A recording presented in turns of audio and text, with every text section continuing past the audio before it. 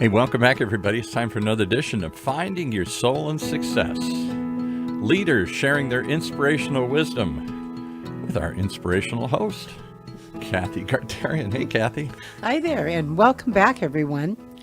I am so excited today because I have my dear friend Tinker Lindsay with me. Welcome to the show, Tinker. Thank you. I'm really excited too. This is a treat. Great. So I have to tell you about Tinker. She's amazing. She's an accomplished screenwriter, author, script consultant, and conceptual editor. She's a member of the Writers Guild of America, Independent Writers of Southern California, Mystery Writers of America, and Women in Film. She has worked in the Hollywood entertainment industry, writing and developing films for over 3 decades. She graduated from Harvard University in English and American language and literature. Completed a postgraduate at Radcliffe College in publishing procedures. I had the great honor for Tinker to collaborate in writing my book, Feet to the Fire, Finding My Soul and Success. And I'll tell you, she's what makes it really good. So welcome again, Tinker. So how did you even start to become a professional writer? Oh, thank you. Well, first of all, just to say, Kathy, without a good story, Feet to the Fire would not have made a good book. And your stories grabbed me from the minute I met you, and that's why it was such a wonderful collaboration. Thank you. Well, I think I always had a yearning to be a writer, but I had a lot of fear when I was younger about actually doing it. I was raised to be kind of a manager and controller of things. Nice white Anglo-Saxon Protestant from the East Coast with, Right. and father a banker and uncle a lawyer, another uncle a lawyer, another uncle a lawyer became a politician, and you get Wow. the picture. Yeah. So I did take a course in publishing procedures because there was a part of me that thought, well, at least that's kind of close to being a writer. But I was an avid reader from when I actually kind of spontaneously started reading when I was 3 years old. Wow. And I was just drawn to that world. I didn't know what form it would take, and when I was at Harvard, I worked for the Harvard Crimson as a journalist, and I was like, it's not quite that, because I get way too involved in the stories, and I can't maintain the objectivity that is necessary. Oh, that's interesting. Wow. Yeah. Yeah. So I took a seminar that was called Nonfiction Writing Using Fiction Techniques, because I thought, okay, that kind of does both sides. But I came into the middle of the year in the seminar, and as you may or may not know, Harvard is an extremely competitive environment. Oh, yes. Yes. And it was a seminar in which the students wrote for each other and critiqued each other. And because I came in the middle of the year, I wrote my first essay, which had the title Freshmanitis, which tells you kind of what you need to know about it. It was pretty bad, but it was my first try. Right. And but I overheard a couple of students talking about it, and basically their attitude was like, "Who let her in?" Oh, wow. And was it men and women both? Men and women, but mostly men. Good question. Yeah. And it was a man who said that. And I love men, but Yeah. competitive Harvard, who let her in anyway. And so I determined that I shouldn't be a writer, and I literally didn't write for the next several decades. Wow. That set you back? That Yeah, one I'm statement? very sensitive. Wow. Very sensitive soul. I And guess so. but the good thing is I lived a very full life during that time. And so when I finally made a decision to do a complete reinvention of myself, I had a marriage that fell apart. I had a lot of things kind of collapse in me. And at that point, I was like, okay, what do I really want to do? And it was right. And what I'm the most afraid of, and that was right. And so I Wow. thought, well, let me break through the fear. As you Yeah. know, in your book, you talk about that. Oh, yes. And Yeah. so I determined that I would try it, and I had a lot of beginner's luck, I have to say. Once I decided to use my authentic voice in writing, I was offered a couple of jobs, and this is, mind you, in my late 40s as a woman in Hollywood. Wow. Pretty much doesn't happen, but there was somebody that read an essay that I'd written that was a personal essay using nonfiction writing using There you fiction go. techniques. And it was about me deciding to run a marathon for the first time, having never run in my life. And it had a Wow. lot of dark humor, which I'm very drawn to, as you also know, Kathy. Yes, yes. And that started it off. And it That's- taught me a lot Yeah. about facing fears and doing what you feel is the most important. Yeah, we talked about that earlier because facing your fears, I had a lot of fear too when I was told, well, you're a woman and you can't have a company. So I go start one anyway. And, the fear, I talked to it and said, well, I know you're there, but come on along. We're going to do this anyway. Exactly. And I think but also when you follow really what your excitement is, that is your path. So here out, you put a big delay in the middle of it, but look how, when it's supposed to be. And I had a lot to write about. Yeah, I yes. remember going in.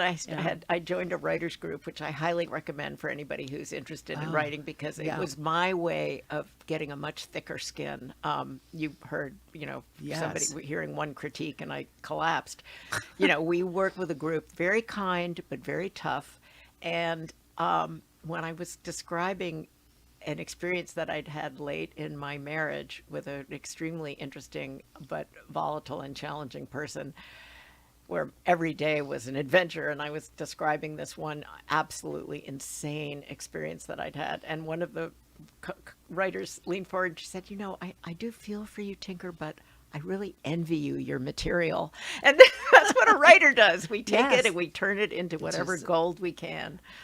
It's so exciting.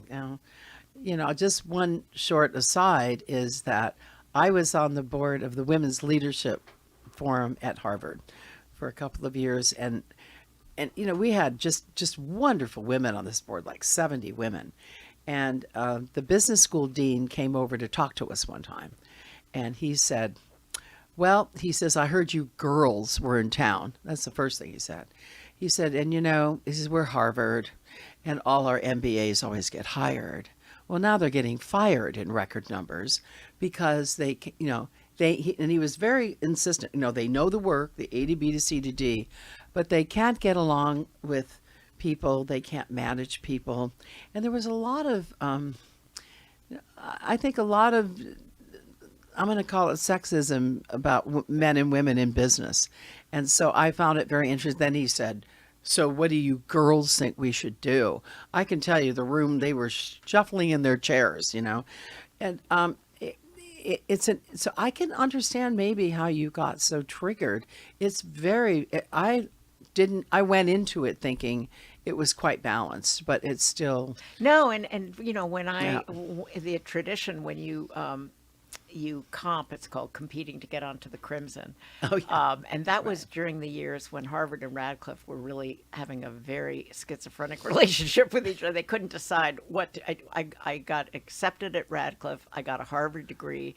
In the middle, they tried this thing they called co-education, non-education. I don't know what it was. It was like, it didn't make any sense what they were trying to do. No. And, and I just was going there because I liked Cambridge, Massachusetts, and it Sure. looked like it was going to be a lot more fun than my Episcopalian all-girls boarding school, which it was. But I tried out for the Crimson, and Yeah. I had the dishonor and honor. I got told I got accepted, which was a huge honor, but I got told I'd written the worst first story ever. They gave me an assignment to write about a Lithuanian professor who was giving a chair for Lithuanian studies. And I turned in this thing, and the editor said, Tinker, I can't find the news in this. And I said, that's because there's no news. What's interesting about this? But then I also, during this, I'm dating myself, but this was also during the time of the Cambodia bombings and all this stuff, and I had a very, very exciting night where I was writing all these stories and fielding all these stories. Anyway, they let me on the Crimson, and inside there was this thing called the Big Red Book, and it was where people, again, would critique people coming in, and the first thing they talked about was my legs. And I was like, oh my gosh. I don't think it's like that today at all. I think times have changed tremendously, and I do yeah, think that there A is little bit. more than not, I like to say. Okay. I'd like to think that for Yeah. sure. Yeah. But very interesting. I just recently completed a short film where I wrote a short story that I adapted of my own into a short film. and my husband directed it. We just finished it a few weeks ago. It's called Catch and Release. And basically, the whole story is about the subtle, subtle ways in which we are still, all of us, embodying institutional sexism. I mean, all of us, myself included, the things that we haven't yet dug out to understand. It's not the blatant stuff that's dangerous today. yes. It's the subtle stuff. It's the embedded ideas that we don't even know we're still carrying. And I think that's where our challenge lies now in this whole arena. Yes, in the world right In now. the world. yeah, Absolutely. in the world. Yeah. So how did your spirituality actually affect your work? Interesting question. I learned how to meditate when I was 19. While I was in college, I became a practitioner of TM at the time, and then I became a teacher of TM. And then that kind of changed that practice. I've been practicing some form of meditation, some tangible meditation my whole life. But then I also got involved in a recovery situation, and basically what I felt throughout my life, and this is something I really related to in your book, Kathy, as well, our book, is I kept bumping up against something whatever I was practicing or believing or attending or whatever liturgies or whatever practices or whatever spiritual worlds. There was always this moment when they would say, my way or the highway, whether it was subtle or blatant, it was in there. Yeah. And I never appreciated that. And Yes. so where I feel right now is whatever works, and bless all of us if we have something that works. And that means finding the humanity and not judging whoever you're with, whatever they're doing, wherever you are. You can certainly have strong opinions about it, but if you cut off the humanity of other people, you are really limiting the ability for anything to change. And for me, as a creative person, when I write a screenplay, or when I write a book, or when I collaborate with someone else's, it's really, really important to me that everybody in that book or screenplay or whatever has a right to their own path to get to where they want to go. And that path may include things that are horrific in my eyes. But if I allow them the option to learn and change, like I want to allow myself, then that is my path as a not just when I wake up in the morning, but when I put pen to paper, when I start tapping on the keyboards, when I start, and even in collaborating with people, it's important that we all, for me, none of us takes the point of view that it's my way or the highway. I just don't think that helps. No, it doesn't. And there's a lot to that. You wrote another book. You wrote a book besides, you helped write my book. Tell me a little bit more about that book. Well, there's several. I have two unpublished books. One is the first book I ever wrote, which is a novelization of a true crime. And again, that was based, I actually was aware of this because it took place in a place where my ex-husband and I had a cabin. And I wrote it from 5 different points of view, and that was the beginning of my stepping into different places, and that's called The Last Great Place. And then I wrote a memoir about I call it a divorce in a multitude of voices. And that was That's a great title. Yeah. Actually, my original title for it was My Hollywood Ending. And then I have a more spiritual title, which depending on which manuscript, which publisher I'm sending it to, it's called The Sound of One Heart Breaking, which is kind of based on a Zen koan, what is the sound of one hand clapping? And I was like, okay, well, what is the sound of one heart breaking?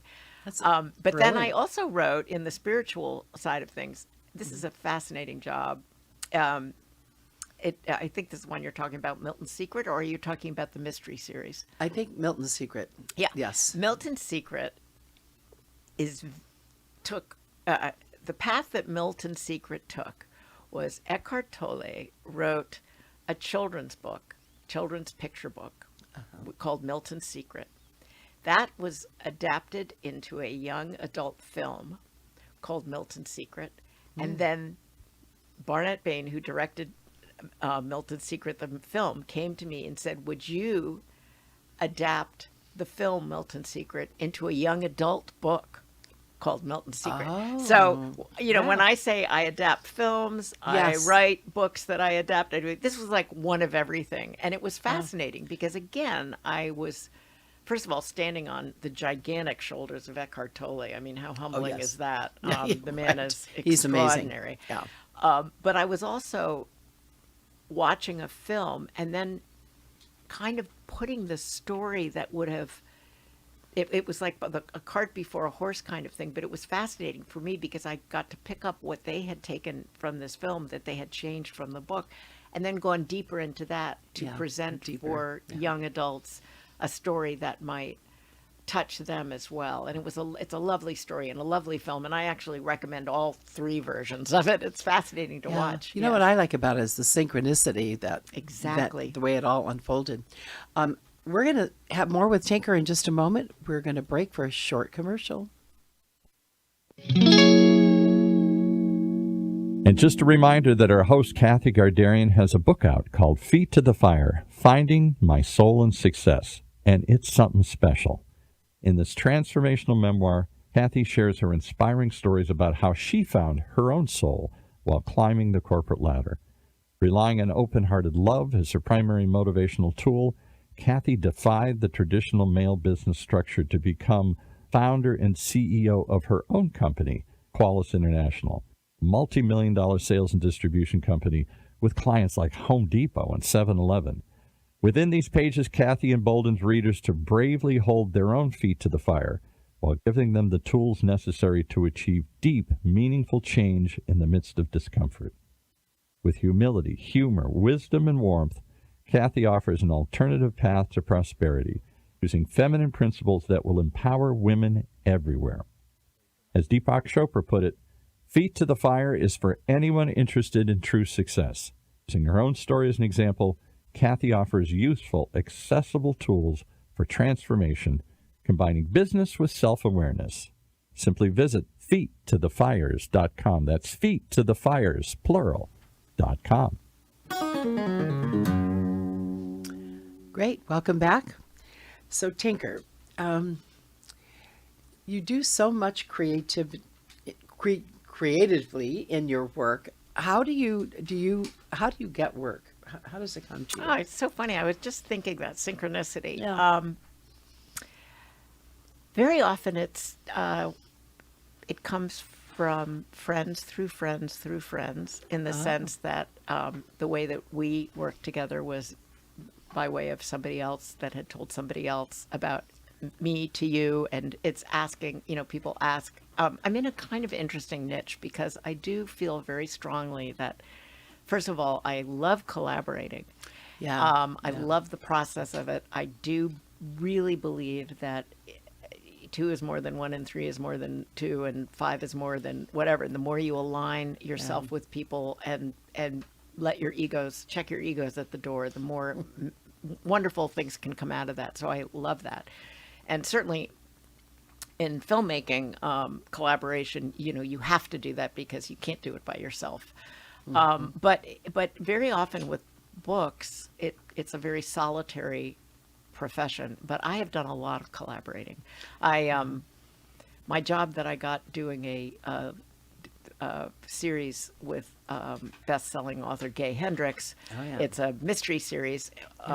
He came to me because somebody else said to him, he said, I'm looking for an editor. And this other guy said, I've worked with Tinker. She's amazing. And there's a whole world, as you know, that has spiritual underpinnings where people find each other. We all find each other. Right. Yes. Right. And so he called me and said, would you like to edit this book? And then it was a detective book, which I love detective books, and I've always wanted to write one. And the first thing I said to him was, I'm incredibly jealous because you've come up with a detective that is original, and there's very few spots left. It was an ex-Tibetan monk who becomes a private investigator, first a homicide cop and then a private investigator in Los Angeles. But, it was just a wonderful collaboration. And I very quickly, I said to him, this is not editing. This is writing. This is co-writing. So if we're going to do this, I either have to be a with or an and. You know what that means? Like a with or an and on the cover. And he was like, and he's like, oh, no worries, you know, go for it. Do whatever you want. And just that act of kind of generosity gave the project life. And that happens with me a lot. I co-write screenplays. The two produced films that I've done, one is called Hector and the Search for Happiness, which is quite an interesting film. It stars Simon Pegg and Rosamund Pike and Christopher Plummer and Jean Reno and all these wonderful people. But it's basically a fable about what is the real meaning of happiness. And I co-wrote it with a director, Peter Chelsom, who I've worked with for years. He and I collaborate on a lot of things. And I think, you know, there are many responses to this film. I've never had such positive and such negative responses to anything I've worked on in my life, but the negative responses mostly came from people who didn't want to be told, whatever your outsides look like, if you're not happy, you haven't done the inner work, and the inner work is where it all changes. And they were offended by that. They're like, what are you talking about? Really? And I'm like, well, that's what I believe. And and I think, you know, the way that Peter and I came together was that he and I were friends first. And I handed him an essay years ago that I'd written, and he needed a project where he had an American voice. And he said, why don't you do this with me? So it's always through the human connection that I get work. Almost always. And I believe in that too. And it's almost like I've said it too, that seemed like the next appropriate thing just dropped in my lap. Like it was just offered. And if you say yes, if it feels right. When you make the leap to do what, even though, as to go back to the beginning of our podcast, you know, whatever the fears are, whatever's blocking you, if you decide to make the leap, you open your heart to whatever will come in that form. You don't want to try and make it be something, but you just say, okay, I'm open. I'm going to ask for help. That's a big thing. Yes. Rather than, you know, pretending I know everything or being too scared to show that I don't. You know, that is when you're, and once that happens, my experience has been that the lights start turning green. Yeah. And not in expected ways, in unexpected ways. Right. You don't even have to push or pull. It just unfolds organically. No, exactly. Yeah. Yes. That's amazing. So is it hard to work in Hollywood? I mean, there's so many tales about Hollywood. And you've been doing it literally 3 decades. So. Well, I have, although I started late. Okay. And so it's not as hard if you feel grateful for the opportunities that have come. And I had a lot of beginner's luck. Then I had quite a few years where I felt like I was banging my head against the wall. But, you know, I'm of the opinion that if I don't see what I'm doing as a war, I don't have to shed blood necessarily. You know, I don't see it as I see myself in it is a very difficult, and you have to have very thick skin, as I said before, to be in the world of storytelling. But the fact that I get to do it, not that I have to do it, but I get to do it. Yeah. And that every day I don't know what's going to come across the transom. I don't know what I'm going to be asked to work on.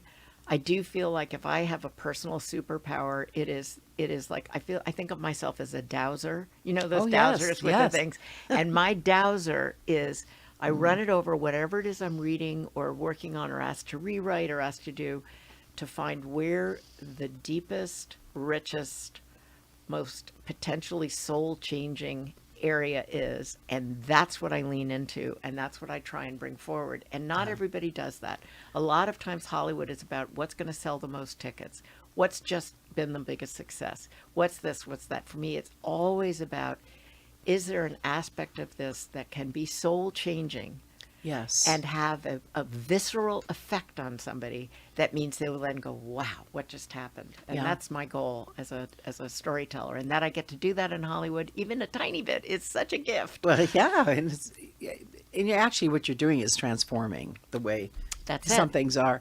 And, you know, and to go deeper is always the key to change. It's always. If they can read something or see something that they can at least say, wow, you know, that talked to me, that spoke to me. Yes. That's really powerful. Yes, and the notion that discomfort can be our teacher, which Yes. is a big part of your book.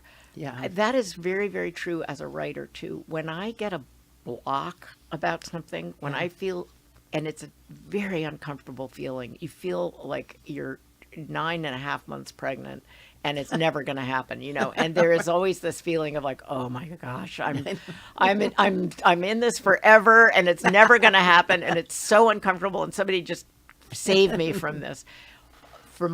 It's always, in my case, always because I am not wanting to look at something that's underneath the thing that's blocking me.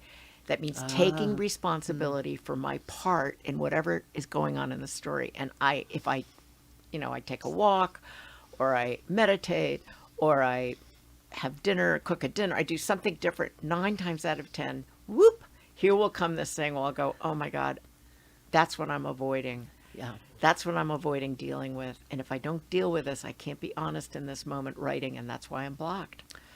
Would that be, what else would you say is that you advice to other writers? That's probably one of the things. Oh, I have a lot of tips for writers. Oh, okay. Give us some. Okay, so let's see. My first tip would be whether or not you're getting paid for it, make it your job, in the sense that assume that even if you can only set aside 10 minutes a day, write it in your calendar from 8:10 until 8:30 every morning. I'm going to sit down and write because that's my job.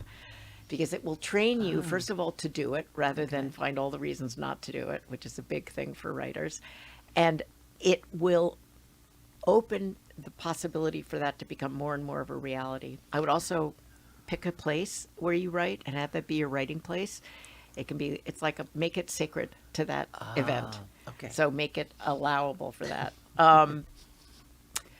There's I would read Bird by Bird by Annie Lamott, who is a wonderful writer, who wrote a book about writing that is just saved me because she goes through all the things we go through as writers and is very funny about it and encouraging about it. Yeah. Find a writers group if you can. Yeah. So that you can Makes sense. learn to not only share your work, but critique others' work, which makes you better at critiquing. Those are a few tips.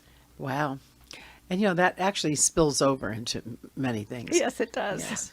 It seems like my desk is always piled, so I wouldn't be a good place to write. Yeah. So, what are your passions outside of writing, and how do you refresh yourself? Let's And see. relax? Well, today there is a wild card game between the Dodgers and the Cardinals. I am a big avid baseball player. Baseball fan. I would love to be a player. And I love going to games by myself, going there and being in, it feels like an incredibly egalitarian thing. I love the fact that as a storyteller, I always know, pretty surely quickly can guess what the endings of things are going to be. You never know with sports, so it's real drama. Yeah. I also have 6. I'm about to have my 7th grandchild. I love spending time with my grandchildren. They're amazing. hilarious, and they keep me not only young at heart, but they push my boundaries in a way that I love. I think that the more that the world changes and the more that the way we look at the world changes and the more that they affect the world, it's going to help. And I appreciate that about grandchildren. I love to hike. I love to ski. Yeah. And what else? I feel like my hobby is what I get to do, or my passion is what I get to do, which is such a wonderful position to be in. I'm also still an avid reader. But that's such a gift. It is. That your work has really And I played can for still you. do it. Yeah, no, it's wonderful. wonderful. It's great. So I just want to ask you, because the pandemic has affected people in so many different ways, and some things have been better. And I know I got a lot of insights about things that I really wanted to do. And so how did it affect you, and what happened during that time? And Well, it's interesting. Both my husband and I work at home. And so as far as work goes, our lives didn't change that much. I used to think I was a really huge extrovert, but I've found over time that I'm much more introverted than I thought. And I love time alone, and I love my workspace. And so that part didn't change. It was a huge blow not to be able to physically connect with people, as in hugs and close contact. My grandchildren, we each of my families, my kids, 4 different families, sorry, they all were separate from each other and from me, so I could only see them from a distance, and that was painful. Yeah. It really made me consider my wild mind, I would call it, especially initially when COVID came. I'm not that terrified of dying, but the notion of being that out of control of something was incredibly terrifying to me, and I hadn't realized what my mind would take with it. I remember saying to my husband early on, is it coming through the windows? Do we need to keep our windows closed? You know, Wow. there No, was it's scary. quite a bit of B-movie catastrophizing that I had to learn again. I've had it in the past, but it had settled down remarkably with the COVID kind of like put gasoline on it. I also really, I would say, I got to know my neighborhood a lot better. There was a local photographer who made it his point to go behind the walls of everybody's houses and do photographs and portraits of the people. And he came to me, and my first thing was like, no, I'm not letting you in, forget it. I don't even know you. And then it was like, okay, but outside, and whatever. But I ended up, he's a really good photographer, and I ended up again just going like, you know what, I'm just going to put myself in his hands and see what happens. I mean, he came out with a series of hilarious and wonderful and deep and ridiculous photographs, one of which ended up of me in a bathing suit falling backwards into my swimming pool, which became on the calendar section of the LA Times. Like, again, my worst nightmare. This is not a body that I necessarily would want to be in the LA Times.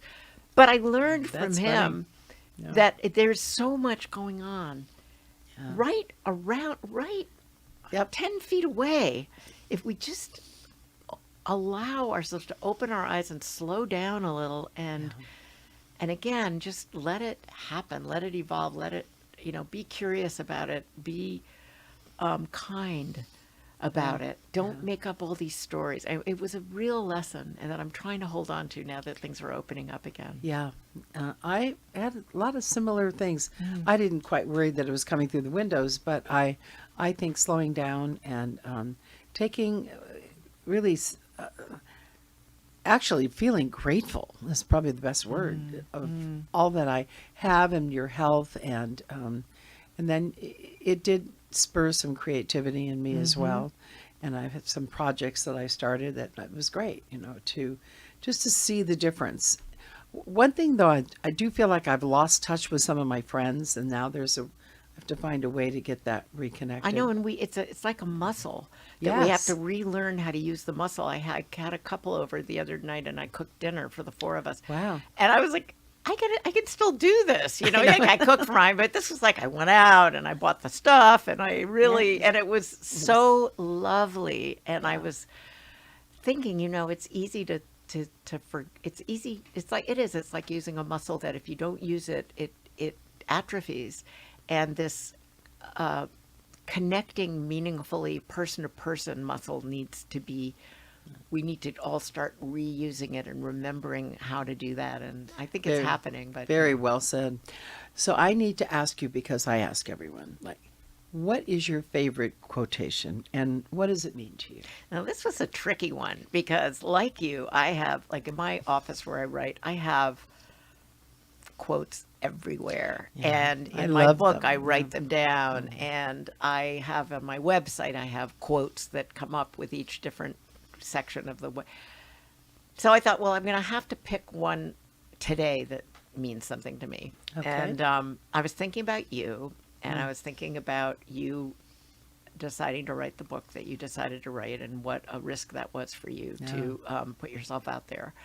And doing a podcast, another new muscle, another new thing, that was a risk. And I thought about me and all the times I've said yes to things where I thought, I'm not sure I can do it, but I want to say yes anyway, and the risk. So I found a quote that is from a woman who's a poet and an author from the late 1900s. And she and she was kind of a renegade for her time. and her name is Catherine Mansfield. But this is a quote that I love because first of all, I love it because it's about this notion of taking risks, and I also love it because really we all like to think we're so terminally unique, and in fact, we're all on a path. Nothing's new under the sun, really, and we really are all arm in arm, whether it's sisters to sisters, brothers to brothers, siblings to siblings, however you want to look at it. Yes. So I read this and I was like, wow, this is as true then as it is today as it will be 2 centuries from now. Here's the quote. Okay. Risk. Risk anything. Care no more for the opinions of others, for those voices. Do the hardest thing on earth for you. Act for yourself. Face the truth. Beautiful. Act for yourself. Yeah, that's really wonderful. Face the truth. Oh, Tinker, you're so wonderful and so deep, and I love that about you and the way you put everything together. So, how can people reach you if they want? Oh, they can reach me via my website, which is tinkerlindsay.com.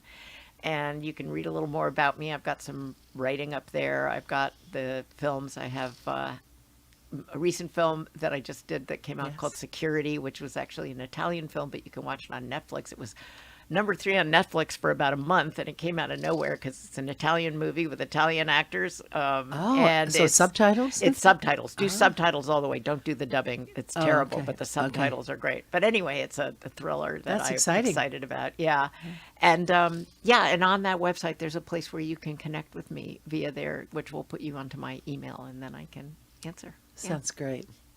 It's so wonderful to have you here today. Thank What you a very much. treat to see you. Oh my gosh, Kathy. And so maybe there'll be another time you'll come back. I would love it. Thank you. Thanks. Thanks.